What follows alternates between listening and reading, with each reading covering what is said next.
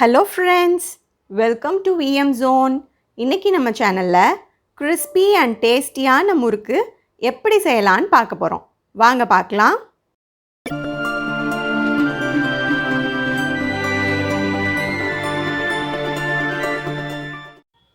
இந்த முறுக்கு செய்கிறதுக்கு நம்ம தோசை மாவுக்கு யூஸ் பண்ணுற அரிசியை ஒரு கப்பில் கோபுரம் அளவுக்கு எடுத்து வச்சுக்கலாம். அடுத்ததாக பொரிக்கடலை மாவு. இது பொரிக்கடலையை நல்லா திரித்து சலித்து எடுத்துக்கோங்க.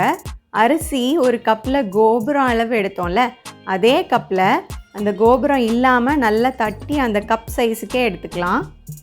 இப்போ நம்ம எடுத்துருக்கிற அரிசியை ஒரு பாத்திரத்தில் மாற்றிடலாம். அரிசி முங்குற அளவுக்கு தண்ணி ஊற்றி 1 மணி நேரம் ஊற வச்சிடலாம். ஊற வச்ச அரிசியை கிரைண்டர்லேயோ இல்லை மிக்சிலேயோ போட்டு நைஸாக அரைச்சிக்கலாம். நான் காரத்துக்காக ஒரு மிளகாவும் சேர்த்து அரைச்சிருக்கேன். நீங்கள் மொளாத்த பொடி கூட ஆட் பண்ணிக்கலாம். இப்போ 1 ஸ்பூன் எள்ளு அது கூட சேர்த்துக்கலாம் அந்த மாவில். அதுக்கப்புறமா தேவையான அளவு உப்பு சேர்த்துக்கலாம். கூடவே நம்ம எடுத்து வச்சுருந்த பொரிக்கடலை மாவையும் இதில் போட்டுக்கலாம். அப்புறமா கொஞ்சம் எண்ணெயை ஹீட் பண்ணி அந்த எண்ணெயை இந்த மாவில் சேர்த்துக்கலாம். இந்த எண்ணெயை சேர்த்து நம்ம மாவு பிசையும் போது நம்மளோட ஸ்நாக்ஸ் ரொம்ப கிறிஸ்பியாக இருக்கும். இப்போ அதுக்கு எக்ஸ்ட்ராவாக தண்ணிலாம் தேவை இருக்காது. ஏன்னா ஏற்கனவே மாவு ஒரு லிக்விடாக தான் இருக்கும். தேவைன்னா மட்டும் தண்ணி சேர்த்துக்கோங்க, இல்லைன்னா தண்ணி வேண்டாம். இந்த எண்ணெயும் அந்த அரிசி மாவு பதமுமே போதும். இதை நல்லா பிசைஞ்சு மிக்ஸ் பண்ணி விட்டுட்டு ஒரு பால் மாதிரி ரெடி பண்ணி வச்சுக்கோங்க. அதுக்கப்புறமா சின்ன சின்ன பிளேட்ஸ் எடுத்து அதில் கொஞ்சமாக எண்ணெயை அப்ளை பண்ணி வச்சுக்கலாம். எண்ணெயிலேயே டைரெக்டாக முறுக்கு சுற்றிடலாம் அப்படின்றவங்க டைரெக்டாக பண்ணலாம். இது கொஞ்சம் ஈஸி மெத்தட். பிகினர்ஸ்க்கெல்லாம் இது ரொம்ப யூஸ்ஃபுல்லாக இருக்கும். இப்போது அந்த ஸ்டார் ஷேப்பில் இருக்கிற ஒரு சில்லை எடுத்து அதை உலக்கில் போட்டு அதில் நம்மளோட மாவை ஃபில் பண்ணி ரெடி பண்ணிவிட்டு முறுக்கு சுற்றிடலாம்.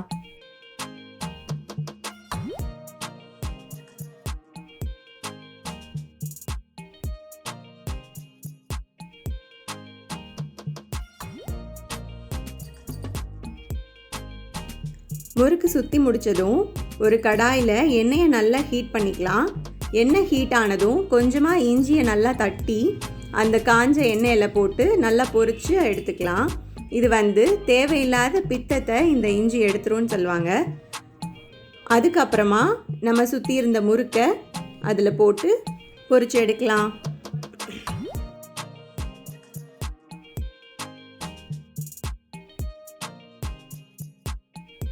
சுற்றி வச்சுருந்த முறுக்கெல்லாம் போட்ட அப்புறமா அடுப்பை சிம்மில் வச்சுக்கோங்க. 2 பக்கமும் ஒன்று போல் வேகணும். அதனால் 2 சைடும் திருப்பி திருப்பி விட்டுக்கலாம். இது ரொம்ப சிம்பிளான ஈஸியான ஸ்நாக். ரொம்ப கிறிஸ்பியாக இருக்கும்.